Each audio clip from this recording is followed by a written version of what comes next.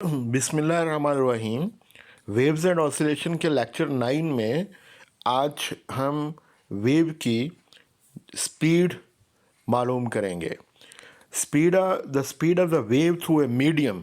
जब waves medium में पास होती हैं तो उसकी स्पीड मालूम करने के दो मेथड होते हैं। एक को मैकेनिकल मेथड कहते हैं और दूसरे को डायमेंशनल मेथड कहते हैं। हम सिर्फ मैकेनिकल मेथड की बात करेंगे। फ़र्ज़ करेंगे आपके पास एक स्ट्रिंग है और उसको स्ट्रेच किया हुआ है, फोर्स अप्लाई करके टाइट करके बांधा हुआ है। स्ट्रेचिंग फोर्स जो है वो F है। अब आप इसको मिडल से पकड़कर ऊपर खींचें तो इस तरह का एक लूप बन जाता है, पल्स बन जाती है। ये पल्स आगे फिर ट्रेवल करती है वेलोसिटी v के साथ।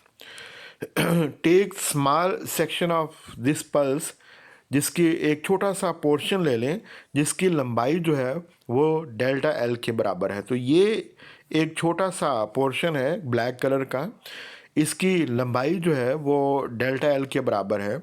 ये इस लूप का सेंटर है और ये इसका रेडियस जो है वो आर के बराबर है। अब चूंकि इसको स्ट्रेच करके रखा हुआ है तो ये ब्लैक जो सेगमेंट था उसको हम यहाँ पर ले आते हैं। इसकी लेंथ डेल्टा एल के बराबर है, ज़रा बड़ा करके दिखा दिया है। यहाँ पर फोर्स F इस डायरेक्शन में लग रही है, फोर्स F इस डायरेक्शन में लग रही है। तो इस फोर्स को दोनों तरफ को आप कंपोनेंट्स में डाल दें। ये इसका x कंपोनेंट होगा, ये इसका y कंपोनेंट होगा। थीटा के सामने हमेशा साइन कंपोनेंट होता है। ये इसका x कंपोनेंट होगा और ये नीचे इसका y कंपोनेंट होगा। ये चूँकि सेंटर है तो फोर्स F y दोनों तरफ की फोर्स, इस साइड की भी और इस साइड भी, ये मरकज़ की तरफ एक्ट कर रही है और मीडियम पार्टिकल्स को सेंटीपीटल फोर्स प्रोवाइड करेगी। और एक्स फोर्स जो है वो ऑपोजिट डायरेक्शन में है, वो एक दूसरे को कैंसिल कर देती है। अब delta L length of the string has mass delta M और unit length of the string has mass delta M over delta L. तो मास पर यूनिट लेंथ जो है उसको लीनियर डेंसिटी कहते हैं, म्यू के साथ लिखते हैं। तो ये linear density mu equal to delta M over delta L होगी। अब चूँकि फोर्स जो है उसको हमने एक्स कंपोनेंट में रिजॉल्व कर दिया और वाई कंपोनेंट में रिजॉल्व कर दिया, दोनों तरफ के जो स्ट्रिंग के एंड्स थे। अब नेट वर्टिकल फोर्स जो डाउनवर्ड फोर्स होगी वो दोनों कंपोनेंट्स को जमा कर लें, F Y plus F Y. तो एफ वाई जो है वो एफ साइन थीटा के बराबर होता है। तो नेट वर्टिकल फोर्स होगी 2f sine theta. Small angle, अगर थीटा की वैल्यू स्मॉल हो तो थीटा साइन थीटा के बराबर होता है। तो ये नेट वर्टिकल फोर्स होगी F इंटू 2 थीटा। अब 2 थीटा जो है इसकी वैल्यू हम जो वो मालूम करेंगे। For circular motion S equal to R theta. अगर ये सर्कुलर मोशन है, ये रेडियस है, ये एस है और ये रेडियस आर है, स्मॉल आर, और दरमियान में एंगल जो है अल्फ़ा है, तो S equal to R alpha. तो ये इसकी आर्क लेंथ जो है वो एस जो वो डेल्टा एल के बराबर है, अल्फ़ा 2 थीटा के बराबर है और आर स्मॉल आर जो है वो कैपिटल आर के बराबर है।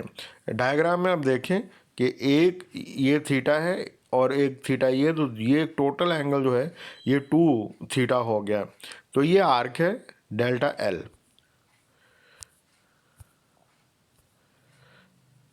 ये डेल्टा एल है। तो यहाँ से फिर 2 थीटा जो है उसकी वैल्यू निकल आई डेल्टा एल ओवर आर। तो ये वैल्यू इक्वेशन 3 में आप इक्वेशन 2 में जो है वो पुट कर दें। तो net vertical force equal to F delta L over R. अब नेट वर्टिकल फोर्स ये आपके पास आ गई है।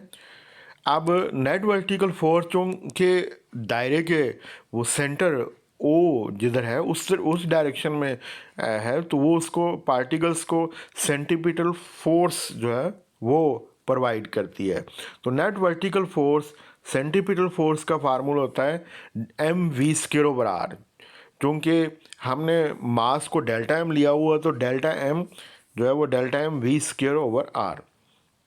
ये नेट वर्टिकल फोर्स जो है वो सेंटीपिटल फोर्स प्रोवाइड करेगी। अब आप इक्वेशन 4 को और 5 को कंपेयर कर लें तो ये आ गया। तो ये आपके पास जो है वो वैल्यू आ गई एफ की। यहाँ से आप delta M over delta L की वैल्यू जो है वो म्यू पुट कर दें तो v equal to F over mu square root, ये वेव की स्पीड होगी। तो वेव की speed v equal to F over mu, यही